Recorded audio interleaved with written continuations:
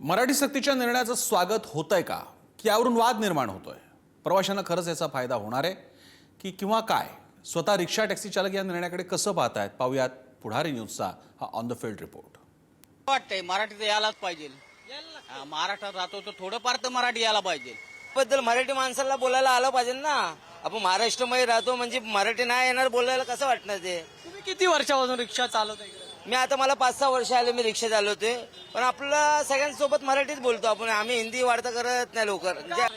येत आहे पण थोडी येत आहे, काय पूर्ण नाही येत आहे मला, पण पूर्ण शिकतो मी. किती वर्षापासून तुम्ही इथं रिक्षा चालवता? पैदाइश इथेच आहे माझी, बीकेसी. हाँ, मुंबईची पैदाइश आहे. मराठी बोलना सबको आना चाहिए. आप लोग बोल रहे बराबर ना. आप लोग जो मराठी लोग हैं वो हिंदी पिक्चर क्यों देखते हैं? उनको भी बोलो कि आप मराठी में पिक्चर बनाओ.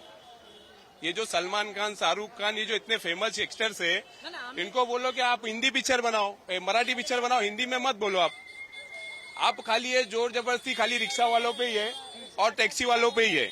आपण महाराष्ट्रात राहतोय आणि आपण हिंदी बोलणं म्हणजे मतलब काय? आपण स्वतः मराठी बोललं पाहिजे.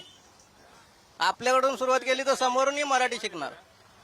समजलं? समोरची व्यक्ती मराठी शिकणार कधी? जेव्हा आपण मराठी बोलणार तेव्हा. त्या लोकांना हिंदी येते, मराठी येत नाही. तुम्ही त्यांच्याशी मराठी बोला, ते मराठी शिकणार.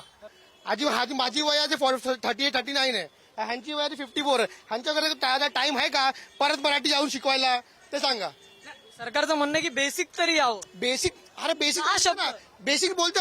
अधिक रिक्षावाला चालक बोलते, हो साहेब बोला कुठे आहे तुम्हाला काय. मी अधिक नॉर्मल आहे, ते रिक्षावाला चालक बोलतच. पण तुम्ही बोला हे मला मराठीमध्ये बोला, मला मराठीमध्ये पैसे रिटर्न द्या, सगळे मराठीमध्ये करा, तर असे नाही होऊ शकत. याच्यात बिहारी जास्ती आहेत आपल्या याच्यात, आणि त्या याच्यात बिहारी लोक बी मराठी बोलायला मान्य नाही करत. विविध कंपन्यांमध्ये सुद्धा हे रूल केले पाहिजे मराठी बोलण्यासाठी. हा सर्वात महत्वाचा मुद्दा. फक्त रिक्षावाल्यांनाच नाही, प्रत्येक ठिकाणी, प्रत्येक कंपन्यांमध्ये, प्रत्येक ऑफिसमध्ये गुजराती, मारवाडी, वेगवेगळ्या भाषांना सगळ्यांना तुम्ही हे करता, तसे मराठी लोक म्हणजे सगळ्यांनाच मराठी बोलता आलं पाहिजे. तर रिक्षा चालक हे काही नवीन राहणारी लोक नाहीत की काल परवा आज आलेली लोक आहेत की गेल्या 24-48 ती लोक आलेली आहेत. तीही अनेक वर्ष या कुर्ल्यामध्ये, मुंबईमध्ये, महाराष्ट्रामध्ये राहतात. आणि महाराष्ट्रात राहताना त्यांनी ही महाराष्ट्राची जी मायबोली भाषा आहे, मराठी भाषा आहे ती, आणि सहज बोलता येणारी अशी भाषा आहे, तर त्यांनी ती आत्मसात केलीच पाहिजे. आपण दुसऱ्या राज्यात जातो तेव्हा आपण त्यांची भाषा शिकतो. मग इथं येऊन तुम्ही आजपर्यंत कशी शिकला नाहीत मराठी? शिकलीच पाहिजे.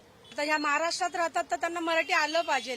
आपण हिंदीत बोलतो, इंग्लिशमध्ये बोलतो, मग ते लोक का नाही बोलू शकत मराठीमध्ये? बोललंच पाहिजे त्यांनी पण मराठी. स्वतः गुजराती आहे, कच्छी जैन समाजची आहे.